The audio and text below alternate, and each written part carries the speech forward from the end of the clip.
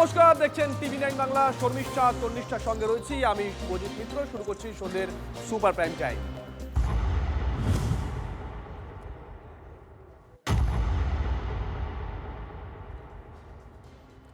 আর সন্ধ্যের শুরুতেই আপনাদেরকে একটা ছবি দেখাবো। সুজিত বসু গতকাল গ্রেপ্তার হয়েছে ইডির হাতে। আজকে তাকে আদালতে পেশ করা হয়েছিল। আদালত সুজিত বসুকে 10 দিনে ইডি হেফাজতের নির্দেশ দিয়েছে। কিন্তু বাইরের ছবিটা একবার দেখুন। শাসক দলের দাপুটে বিধায়ক, মন্ত্রী ছিলেন তিনি। একবার তার অবস্থাটা দেখুন, কি অবস্থা। তিনি যখন বাইরে আসছেন তখন তাকে ঘিরে ধরে আমজনতা চোর চোর স্লোগান দিচ্ছেন।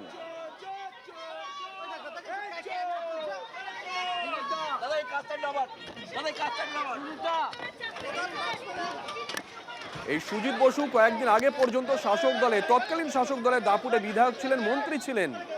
আজকে যখন তাকে আদালত থেকে বের করে আনা হচ্ছে তখন সেখানে উপস্থিত জনতা তাকে ঘিরে ধরে চোর চোর স্লোগান দেন। ইলেকশনের আগে গ্রেপ্তার হলে ওরা অন্য কথা বলত, এখন তো বেশিরভাগই চুপ মেরে গেছে। আর বলবেটা কি? এক ব্যক্তির এই রকম দুর্নীতি প্রকাশ্যে চলে এসছে, যে জমাদারের কাছ থেকেও পয়সা খায়। এই রকম দুর্নীতিগ্রস্ত লোকদের বিরুদ্ধে ব্যবস্থা নেওয়া হবে, আরও হবে। আর এখন তো সুবিধা, ডবল ইঞ্জিন সরকার, ডবল অ্যাকশন। এখন তো পরিষ্কারভাবে কেন্দ্রীয় এজেন্সি আর রাজ্যের এজেন্সি সংজ্ঞা থাকবে না। কেন্দ্রীয় এজেন্সি, রাজ্যের এজেন্সি অর্থাৎ সিআইডি, পুলিশ সব একযোগে কাজ করবে। যেটা দেরি হচ্ছিল সেটা অনেক স্পিডে চলবে, ত্বরান্বিত হবে। এবার প্রশ্ন হচ্ছে, এই যে পুরো নিয়োগ দুর্নীতির কালো টাকা, সেই কালো টাকা সুজিত বসু তিনি সাদা করতেন কি করে? সূত্র মারফত জানতে পারা যাচ্ছে একটি সংস্থার কথা, একটি ভুয়ো সংস্থা। সেই সংস্থার মাধ্যমেই তাহলে কি বিনিয়োগ করে এই কালো টাকা সাদা করতেন সুজিত বসু? তৃণমূলের প্রাক্তন মন্ত্রী সুজিত বসুকে 10 দিনের ইডি হেফাজতের নির্দেশ আদালতে। ডিটেলস জানবো আমাদের প্রতিনিধি সুজয় আমাদের সঙ্গে রয়েছে। সুজয়, তোমার থেকে জানতে চাইবে এই বিষয়টা। এই যে একটা সংস্থার কথা সামনে আসে, এই সংস্থার মাধ্যমে কিভাবে সুজিত বসু তিনি কালো টাকা সাদা করতেন, কি তথ্য সামনে আসছে এখনো? দেখো, মূলত 3টি বিষয় ইডি আদালতকে জানিয়েছে। এক হচ্ছে সুজিত বসুর 2টি সংস্থা, একটি রেস্তোরাঁ এবং অপর একটি ধাবার সংস্থা, এবং অপর একজন ব্যবসায়ী তারও একটি সংস্থা। তদন্তকারীরা বলছেন যে কোভিডের সময় যখন অনলাইন অফলাইন কোনো জায়গায় কোনো বিক্রি ভাট্টা ছিল না, অর্থাৎ সুজিত বসুর রেস্তোরাঁ ধাবাতে কোনো ব্যবসা ছিল না, সামান্য একদানা চালের টুকরো যেখানে বিক্রি হয়নি, সে সময় দেখা যাচ্ছে যে তার কর্মীরা ছুটিতে রয়েছে, কিন্তু সেই সংস্থার অ্যাকাউন্টে কখনো 50 লাখ, কখনো 60 লাখ, কখনো বা কোটি টাকার উপরে বিভিন্ন দফায় টাকা জমা পড়ছে। সন্দেহ হয় সেখানেই, এবং অপর একটা সংস্থায় সেখানেও দেখা যাচ্ছে এভাবে টাকা জমা পড়ছে, এবং সেই টাকাটা ঘুরে আবার তার পরিবার সদস্যদের কাছে সেই টাকাটা চলে যাচ্ছে।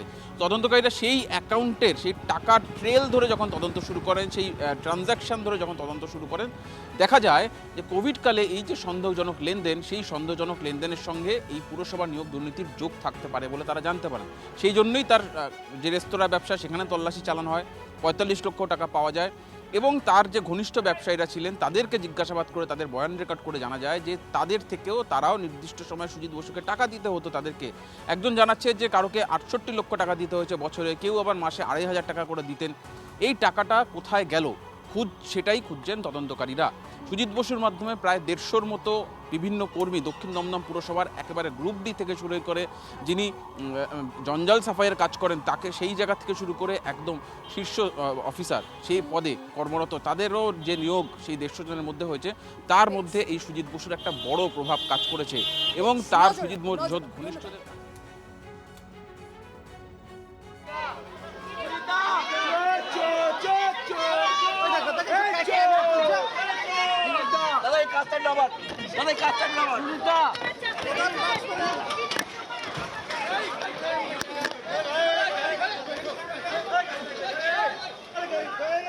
পুরো নিয়োগ দুর্নীতিতে ধৃত সুজিত বসুর নিজের অ্যাকাউন্ট ছাড়াও, নিজের নামে বিভিন্ন সংস্থার অ্যাকাউন্ট ছাড়াও তার পরিবারের সদস্যদের অ্যাকাউন্টেও কোটি কোটি টাকার হদিশ পাওয়া যাচ্ছে। এমনও জিনিস দেখা যাচ্ছে যে তার একটি চাইনিজ রেস্তোরাঁ রয়েছে, সেই চাইনিজ রেস্তোরাঁর অ্যাকাউন্টেও 2 কোটি টাকা এসেছে করোনাকালে।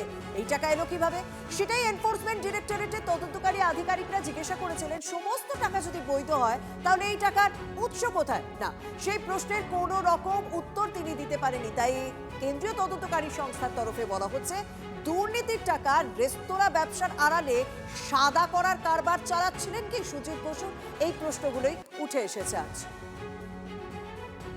Already the records are in the court. Whatever reply we have to give, we will give it in the court. যা কোর্টে প্রসিডিংস চলছে, we are totally যা রিপ্লাই দেওয়ার আমরা কোর্টেই দিচ্ছি। বন্ধ রেস্টুরেন্টে টাকা আসছে 1 কোটি টাকা। সেটা আপনার কাছে কোনো প্রমাণ আছে? ইডি বলেছে, আমরা অভিযোগ তো অনেক কিছু করতে পারে, রিপোর্টকে হ্যাঁ, অনেকে অনেক অভিযোগ করতে পারে, অভিযোগটা প্রমাণ করতে পারবে তো? ঠিক না বলছে হ্যাঁ, সেটা আমি তো বলছি অভিযোগ অত ক্যাশ ছিল কি কারণে, মানে এত অ্যামাউন্ট অফ ক্যাশ কোথায়, রেস্টুরেন্টে কি কারণে ছিল? সেটা আপনি কি করে জানেন? ওরা অভিযোগ করেছে, তো আমরা সেটাকে ডিফেন্ড করছি। ভেরি সিম্পল না, তারা একটা অভিযোগ করছে, তাদের গ্রাউন্ডে তারা অভিযোগ করছে, আমাদের রাইট টু ডিফেন্ড আছে, তো কোর্টকে জবাব দেবো। শিডিউল অফেন্সে তার নাম নেই, তো সুতরাং ED is doing a investigation, তো সেটা আগামী দিনে প্রমাণ হয়ে যাবে। এটা তো ওনাকে অভিযুক্ত করা হচ্ছে, অভিযুক্ত প্রমাণ হয়নি। উনি যদি প্রেডিকেট অফেন্সে না থাকে, বাকি অ্যালিগেশন যেটা আছে তারা দেবে, কোর্টে প্রুফ করবে।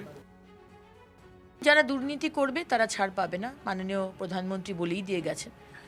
আমাদের সরকারের 0 টলারেন্স টু করাপশন, সেখানে যারা করে এসেছেন, করার আগে তো ভাবা উচিত ছিল। 15 বছর ধরে মানুষকে ঠকিয়েছেন, কষ্ট দিয়েছেন, চুরি করেছেন, ভেবেছেন আপনারা সব কিছুর উপরে, তার পানিশমেন্ট শাস্তি তো হবেই। দুর্নীতির আতুরঘর দক্ষিণ দমদম পুরসভা, অভিযোগ সেখানে 329 জন অযোগ্যকে ঘুরপথে মানে বেআইনিভাবে নিয়োগ করা হয়েছিল। একাধিক অভিযোগ উঠে আসছে, শুধুমাত্র গ্রুপ সি বা গ্রুপ ডি পদেই নয়, গাড়ির চালক হতে পারে, ঝাড়ুদার হতে পারে, কিংবা স্বাস্থ্যকর্মী নিয়োগও সেখানে দুর্নীতি হয়েছে, এমনটাই অভিযোগ। ভেবে দেখুন একবার, অয়নশীলের সংস্থার মাধ্যমে ওএমআর শিটে কারচুপ করা হয়েছিল বলে অভিযোগ উঠছে। পুরসভার তৎকালীন চেয়ারম্যান পাঁচু রায়কে একাধিকবার এর আগে জিজ্ঞাসাবাদ করা হয়, তারপর তার বিরুদ্ধে চার্জশিট দেয় সিবিআই। পাঁচু রায় ও সুজিত বসুর মাধ্যমেই অয়নশীলের সংস্থার সাহায্যে ওএমআর শিটে নম্বর বিকৃত করা হয় বলে অভিযোগ ওঠে। মৌখিক পরীক্ষায় শূন্য পেয়েও পাঁচু রায় আর সুজিত বসুর নির্দেশে অযোগ্যদের চাকরি হয়, এমনটাই সূত্রের খবর। 2021-এর বিধানসভা ভোটের আগে 29 জনকে চাকরি দেওয়া হয় দক্ষিণ দমদম পুরসভায়। দক্ষিণ দমদম পুরসভার সেক্রেটারি প্রসূন সরকারকেও জিজ্ঞাসাবাদ করেছিল কেন্দ্রীয় তদন্তকারী সংস্থা। একটা উইকেট পড়েছে, চিন্তা করবেন না, বাকিগুলোও পড়বে। রাজারহাট গোপালপুরে একটা বড় চোর আছে, দেবরাজ চক্রবর্তী, তার সময়ও ঘনিয়ে এসছে, তাকেও জেলে যেতে হবে। সাউথ দমদম মিউনিসিপ্যালিটির যারা এই পৌর নিয়োগ দুর্নীতির সাথে যুক্ত, তাদের অবস্থা খারাপ হবে। শুধু সাউথ দমদম মিউনিসিপ্যালিটি না, পুরো পশ্চিমবঙ্গ জুড়ে যে কটা পৌরসভায় এই নিয়োগ দুর্নীতি হয়েছে, সবার কপালে ওই জেলের ভাতই অপেক্ষা করছে। আজকে এই গ্রেপ্তারিতে সাধারণ মানুষরা খুশি, আমি খুশি, কিন্তু এই লড়াইটা থামবে না যতক্ষণ পর্যন্ত শেষ চোরটা জেলে যায়, ততক্ষণ পর্যন্ত। जैसा जैसा काम किए हैं उन लोगों को तो ऐसा वैसा है। कानून है ना देश में कानून है, कानून मुताबिक काम जो एजेंसीज है वो लोग कर रहा है। कोर्ट में जाके सही है या गलत है वो बोलेगा। এই মুহূর্তে যে তথ্য সামনে আসছে 2014 পর জানতে পারা যাচ্ছে পুরসভায় যে নিয়োগ হয়েছিল অর্ধেকের বেশি সেই নিয়োগই বেআইনি, এমনটাই তথ্য সামনে আসছে। নিয়োগ দুর্নীতিকাণ্ডে প্রথম চার্জশিটে চাঞ্চল্যকর দাবি করেছিল সিবিআই। শিক্ষক নিয়োগ দুর্নীতি তদন্তে 2023 সালের 19 মার্চ অয়নশীলের অফিসে তল্লাশি চালায় কেন্দ্রীয় এজেন্সি। ডিটেইলস জানবো সুপ্রিয়র থেকে। সুপ্রিয়, একদমই তাই। দেখো, এসএসসির যে নিয়োগ সংক্রান্ত তদন্ত, সেই তদন্তে নেমে যখন অয়নশীলের অফিসে তল্লাশি চালায়, সেই সময় কিন্তু প্রথম পুরো নিয়োগের যে ওয়েমার্কশিট, সেই ওয়েমার্কশিট তদন্তকারীদের হাতে আসে এবং তারপরেই তদন্তকারীরা সেগুলো যাচাই করে দেখেন যে পুরসভার নিয়োগের ক্ষেত্রে রাজ্যের প্রায় ৭০ থেকে ৭১টি পুরসভা এমন রয়েছে যেখানে নিয়োগের ক্ষেত্রে ব্যাপক দুর্নীতি হয়েছে এবং সেই দুর্নীতির নেপথ্যে কারা কারা আর্থিকভাবে লাভবান হয়েছেন এবং সেই সমস্ত কিছু খতিয়ে দেখতে গিয়ে তারা যে সমস্ত তথ্য প্রমাণ পান, তার উপরে ভিত্তি করে কিন্তু নিউ ব্যারাকপুর, মধ্যমগ্রাম, বারাসাত, কামারহাটি সহ বিভিন্ন পুরসভার নাম যেমন উঠে আসে, ঠিক একই রকম ভাবে দক্ষিণ দমদম পুরসভার নামও কিন্তু উঠে এসেছিল। আর সেই দক্ষিণ দমদম পুরসভা, যেখানকার তৎকালীন ভাইস চেয়ারম্যান ছিলেন রাজ্যের প্রাক্তন মন্ত্রী সুজিত বসু এবং তৎকালীন যিনি চেয়ারম্যান ছিলেন তাকেও কিন্তু ইতিপূর্বে তদন্তকারীরা জিজ্ঞাসাবাদ করে তার কাছ থেকে এই নিয়োগ সংক্রান্ত বিষয়ে যে সমস্ত তথ্য তারা পেয়েছিলেন, তার উপরে ভিত্তি করে কিন্তু ইতিপূর্বে চার্জশিট সিবিআইয়ের তরফ থেকে জমা করা হয়েছিল এবং তার পরবর্তীতে ইডি এই নিয়োগকে সামনে রেখে যে আর্থিক লেনদেন, কারা কারা আর্থিকভাবে লাভবান হয়েছেন এবং সেই টাকা কোথায় কোথায় নিয়োগ হয়েছে, কারণ ইতিমধ্যে ইডির তরফ থেকে বেশ কিছু বিষয় ইতিমধ্যে চাঞ্চল্যকর তথ্য দাবি করা হয়েছে আজকে আদালতেও। আর সেই জায়গা থেকেই এই নিয়োগ দুর্নীতির পেছনে আরো কারা কারা ইনভলভ রয়েছেন সেগুলোও কিন্তু তদন্তকারীরা একদম সুপ্রিয়, নজর রাখো। ধন্যবাদ। যে লোকটা একটা শুধু রোলের দোকান করতো, আজকে হাজার হাজার কোটি টাকা মালিক। আগুন লাগাতো ববি হাকিম, আর আগুন নেবাতেন সুজিত বোস, আর টাকা কালেকশন করে একজন মমতা ব্যানার্জি, একজন কি নাম অভিষেক ব্যানার্জি, এই দু জায়গা পৌঁছতো। এটাই তো সবাই জানে। আরও সব চোররা ধরা পড়বে। 62টা পৌরসভা চেয়ারম্যানকে জেলে যাওয়া উচিত, কেন সবাই চাকরি চুরিতে তারা টেম্পারিং করেছে পেপারগুলো।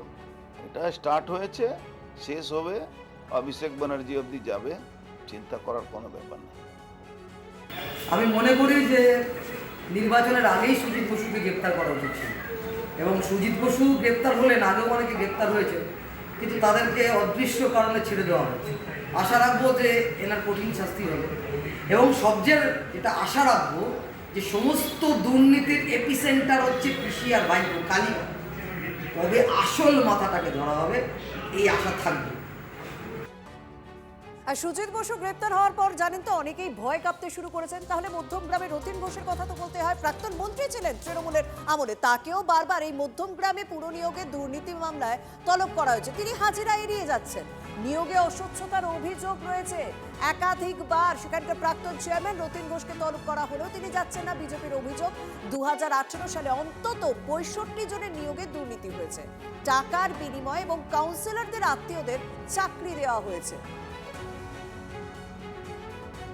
প্রাক্তন দমকল মন্ত্রী সুজিত বোসের গ্রেপ্তারের পর বিভিন্ন জায়গাতে কিন্তু আতঙ্ক লক্ষ্য করা যাচ্ছে। আতঙ্কের ছোঁয়া এসে পড়েছে মধ্যমগ্রামেও, কারণ মধ্যমগ্রাম পুরসভাতেও একই রকমভাবে পুরনিয়োগ হয়েছিল সেই সময়, যা নিয়ে দুর্নীতি হয়েছে বলে অভিযোগ এবং সেই অভিযোগের ভিত্তিতে কেন্দ্রীয় সংস্থা তদন্ত করছে। ইতিমধ্যে বেশ কয়েকবার তৎকালীন পুরপ্রধান প্রাক্তন খাদ্যমন্ত্রী রতিন ঘোষ কেন্দ্রীয় সংস্থার হাজিরা এড়িয়েছেন, যা নিয়ে আরও বেশি ধোঁয়াশা হয়েছে। অনেকেই বলছেন, বিশেষ করে বিজেপি থেকে বাম, তারা দাবি করছেন এই মধ্যমগ্রাম পুরসভা যে নিয়োগ করেছিল 65 জনের, তা সম্পূর্ণ দুর্নীতি করে করা হয়েছে। কাউন্সিলরদের কোটায় চাকরি দেওয়া হয়েছে, অর্থের বিনিময়ে চাকরি দেওয়া হয়েছে, নিজেদের আত্মীয়দের চাকরি দেওয়া হয়েছে, এই অভিযোগ করছেন বিরোধী দলগুলো। যদিও তৃণমূল কংগ্রেসের তরফ থেকে বলা হচ্ছে এই নিয়োগ স্বচ্ছতার সঙ্গে হয়েছে, মধ্যমগ্রাম পুরসভাতে কোনো রকম দুর্নীতি হয়নি এমনটা দাবি তৃণমূলের, কারণ তারা সমস্ত কাজ স্বচ্ছতার সঙ্গে করেছেন। আর রতিন ঘোষের না যাওয়ার পেছনে প্রথমে ছিল নির্বাচনের প্রচার, সেই সময় ডাকা হয়েছিল এবং পরবর্তীতে তিনি বাড়িতে পড়ে গিয়ে অসুস্থ এবং সেই কারণে তিনি হাজিরায় যেতে পারেননি। তবে হাজিরা এড়িয়ে যাচ্ছেন না, হাজিরা দেবেন রতিন ঘোষ, এমনটাও দাবি করছে তৃণমূল। TV9 বাংলার জন্য সুকান্ত মণ্ডলের সঙ্গে দীপঙ্কর দাসের রিপোর্ট, উত্তর 24 পরগনা। নিয়োগ দুর্নীতি নিয়ে আমাদের কেন্দ্রীয় গোয়েন্দা সংস্থা সিবিআই যে তদন্ত করছে, তাতে এখানে আমরা লোকাল নেতৃত্ব যেটা আমরা দেখেছি যে 28 জন কাউন্সিলর একটি করে কোটা পেয়েছেন, যে আর যিনি চেয়ারম্যান সাহেব আছেন তার একটি কোটা, অর্থাৎ প্রত্যেক ওয়ার্ড থেকে 2 জন করে ওরা নিয়োগ করেছে। তো যে ক্ষেত্রে ধরুন কাউন্সিলর তার বাড়ির কোনো লোকজনকে দিয়েছে বা আত্মীয় স্বজনকে দিয়েছে, ঠিক পাশাপাশি আরেকটি কোটা যাতে ধামাচাপা না পড়ে কর্মীদের মধ্যে, তো ওদের সমস্ত কর্মীদের এই চেয়ারম্যানের কোটা থেকেও আবার একটি করে প্রত্যেক ওয়ার্ডে নিয়োগ হয়েছে। এইভাবে ব্ল্যাঙ্ক ওএমআর সিটে এখানে নিয়োগ হয়েছে। যে 950 প্রায় হাজারের কাছাকাছি যে অস্থায়ী কর্মচারী, যার সিংহভাগ প্রায় 90% তৃণমূল পরিবার থেকেই তাদের ঢোকানো হয়েছে, তাদের চাকরি কিন্তু তাদেরকে বঞ্চিত করে, তাদের পরিবারকে বঞ্চিত করে এবং সেই কর্মচারীদের বঞ্চিত করে প্রায় 65 জন লোককে টাকা অর্থের বিনিময়ে এই অয়নশীল সংস্থা যে সংস্থা তার মারফত তারা নিয়োগ করে। এই যে পৌর বোর্ড তার যে চেয়ারম্যান, তারা যে এই কাজের সাথে এই ধরনের জঘন্যতম কাজ যে করেছে, অন্যায় কাজ করেছে, অর্থের বিনিময়ে চাকরি বিক্রি করা। বারে বারে শুনছি নাকি রথীনবাবুকেও ডাকছে, কিন্তু উনি যাচ্ছেন না, যে কোনো কারণে যাচ্ছেন না। দ্রুত গতিতে ডাকার ব্যবস্থা করা, পূর্ণাঙ্গ তদন্ত করা এবং যথাযথ শাস্তির ব্যবস্থা করা।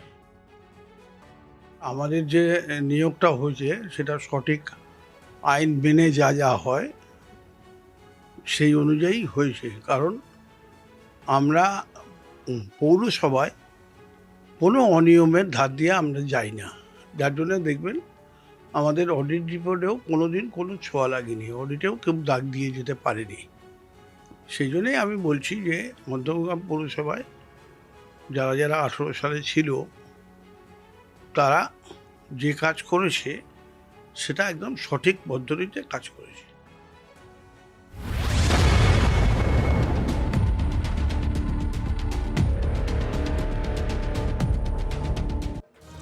আচ্ছা, ওই আলিবাবা 40 সিনেমাটা দেখেছিলেন? হিন্দিতে হয়েছিল কিংবা বাংলায় মর্জিনা আব্দুল্লাহ। দুটো ক্ষেত্রে, মানে হিন্দির ক্ষেত্রে খুলজা সিমসিম আর বাংলার ক্ষেত্রে চিচিং ভাগ বললে একটা সুরঙ্গের দরজা খুলে যেত আর ভেতরে থাকতো হিরে জহরত মোহর অনেক কিছু। কার্যত একই ছবি আজকে হাওড়ায় ধরা পড়েছে। একজন তৃণমূল নেতা, তার সাদামাটা একটা বাড়ি, কিন্তু দরজা খুলতেই চক্ষু চড়ক গাছ। একটা সুরঙ্গ, সেই সুরঙ্গ পথ ধরে আপনি এগিয়ে যাচ্ছেন, এগিয়ে গিয়ে আপনি দেখতে পাবেন সেখানে কি নেই, রাজকীয় পালঙ্ক রয়েছে, সিংহাসন রয়েছে। আর সেই পালঙ্কে শুয়ে কিংবা সিংহাসনে বসে এই সিসি ক্যামেরায় চোখ রাখতেন সেই তৃণমূল কংগ্রেস নেতা। ছবিটা একবার দেখুন, গোটা বাংলা আজকে ছবি দেখেছে, আশ্চর্য হয়ে গেছে। আমরা দুটো ছবি দেখাচ্ছি, কুঠুরির বাইরের ছবিটা দেখুন আর কুঠুরির ভেতরের ছবিটা দেখুন, কি নেই সেখানে। এই ভিডিও ভাইরাল হয়েছে।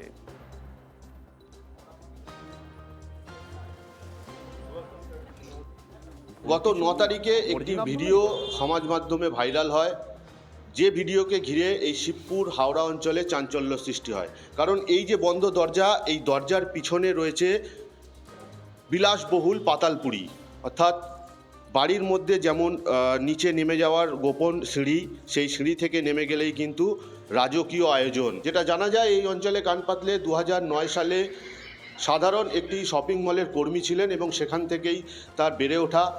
পরবর্তীকালে রাজ্যে যখন পালাবদল হয়, তারপরেই শাসক দল তৃণমূল কংগ্রেসের ঘনিষ্ঠ হয়ে ওঠে এবং মন্ত্রী অরূপ রায়ের খুব কাছের বা স্নেহধন্য বলা যেতে পারে। রাজ্যে 2026-এ যখন আবার পরিবর্তন হয়, তখন বিজেপি ক্ষমতায় আসার পরেই এখানে বিজেপি এক সংখ্যালঘু সেলের যিনি নেতা রয়েছেন তার বাড়িতে হামলা করা হয়, অর্থাৎ এই শামীম আহমেদ ওরফে বারের নেতৃত্বে সেই হামলা হয় বলে বিজেপির অভিযোগ। এই ঘটনার পর থেকেই কিন্তু এই শামীম আহমেদ ওরফে বারে, অর্থাৎ শিবপুরের ত্রাস বলেই পরিচিত, তিনি কিন্তু এলাকা ছাড়া।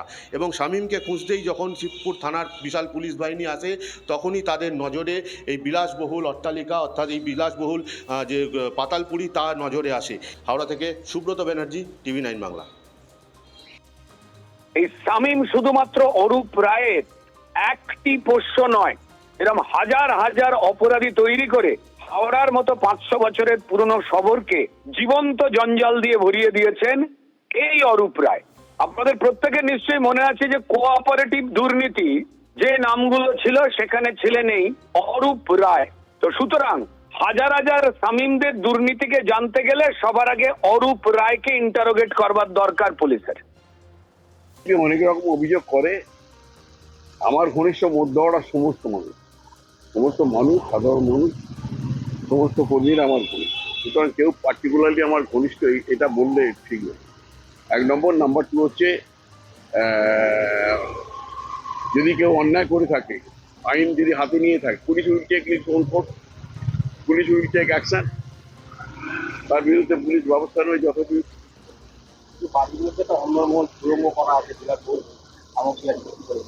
সেটা তার ব্যক্তিগত ব্যাপার, সেটা আমি বলতে পারবো না। সেটা কি হয়েছে না হয়েছে আমি দেখিও না, জানিও না।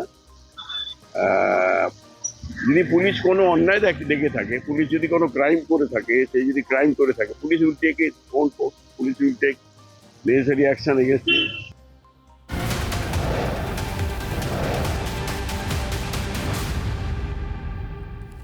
এদিকে তৃণমূল নেতার অত্যাচার, জোট বেঁধে গর্জে উঠলেন মহিলারা। গোসাবার কথা বলছি, বদলের বাংলায় জোট বেঁধে প্রতিবাদ জানাচ্ছেন মহিলারা। সেখানে তৃণমূল নেতা রহমান লস্করের বিরুদ্ধে ক্ষোভ উগরে দিলেন মহিলারা। ভোটের সময় মহিলাদের উত্ত্যক্ত করা ও সন্ত্রাস সৃষ্টির অভিযোগ। তৃণমূল নেতা রহমান লস্করের শাস্তির দাবি শতাধিক মহিলা। অভিযোগ, প্রাক্তন তৃণমূল বিধায়কের ছত্রছায়া থেকেই এত দাপট।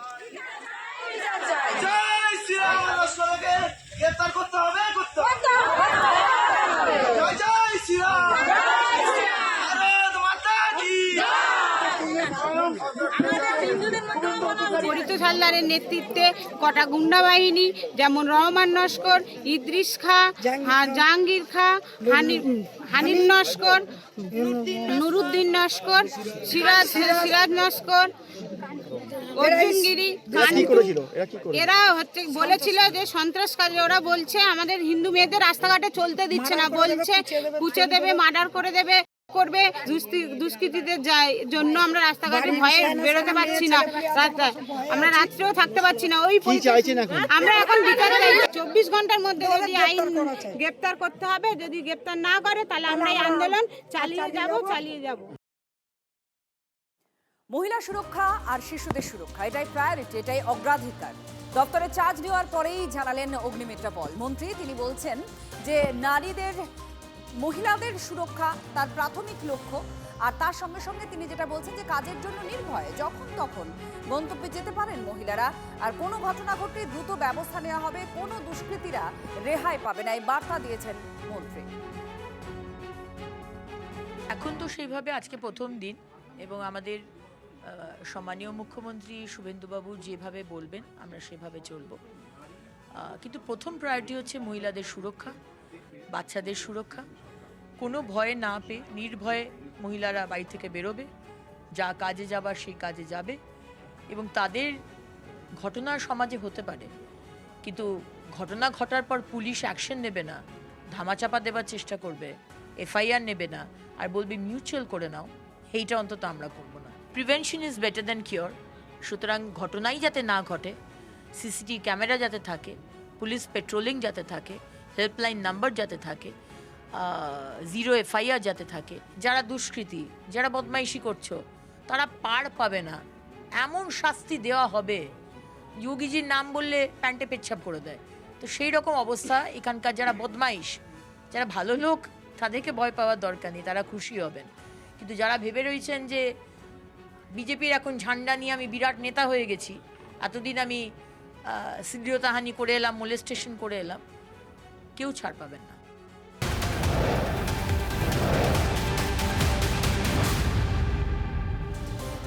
এদিকে শুভেন্দু অধিকারীর আত্মসহায়ক চন্দ্রনাথ রথ খুনের তদন্তভার হাতে নিয়েছে সিবিআই। আজকে সিবিআই টিম, সিএফএসএল টিম ঘটনাস্থলে পৌঁছে গেছিল দুপুরের ঠিক পরেই। সেখানে গিয়ে গোটা বিষয়টা তারা খতিয়ে দেখেন।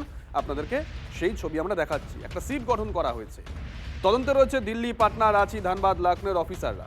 ডিআইজি পঙ্কজ কুমার সিংয়ের নেতৃত্বে 7 সদস্যের দল তদন্ত করবে। খুনে ভিন রাজ্যের যোগ রয়েছে এমনটাই অনুমান করা হচ্ছে, তাই তদন্তে সিবিআই উল্লেখ বিজ্ঞপ্তিতে। তদন্তের নজরদারির দায়িত্বে কলকাতা জোনের জয়েন্ট ডিরেক্টর। চন্দ্রনাথ রথের খুনের ঘটনার তদন্তভার সিবিআই নিল, এবং সিবিআইকে যখন থেকে বলা হয়েছে তারপর থেকেই কিন্তু প্রত্যাশা ছিল যে সিবিআই আসবেন। মধ্যমগ্রাম দোহারিয়াতে সিবিআইয়ের টিম ইতিমধ্যে এসে পৌঁছেছে। এই সিবিআইয়ের টিম, তার সঙ্গে সিএফএসএল, তারাও কিন্তু একই সঙ্গে এসেছে। যে ঘটনার দিন কিভাবে ঘটনা ঘটেছিল, কিভাবে চন্দ্রনাথ রথের গাড়ি এইখানটা দিয়ে যখন যাচ্ছিল দোহারিয়ার এই রাস্তা দিয়ে তার ফ্ল্যাটের দিকে, সেই সময় আড়াআড়িভাবে এসে যে গাড়ি তার পথ দাঁড় করিয়েছিল সেটা, এবং তার সঙ্গে যারা গাড়ি থেকে নেমেছিল তারা নেমে কিভাবে গুলি করলো, কিভাবে তারা পালিয়ে গেল, এই সমস্ত ঘটনার বিবরণী পুঙ্খানুপুঙ্খভাবে সিবিআই প্রাথমিকভাবে জেলা পুলিশ এবং সিআইডির থেকে নেবে। এমন তথ্য নেওয়ার জন্যই কিন্তু ঘটনাস্থলে এসছে।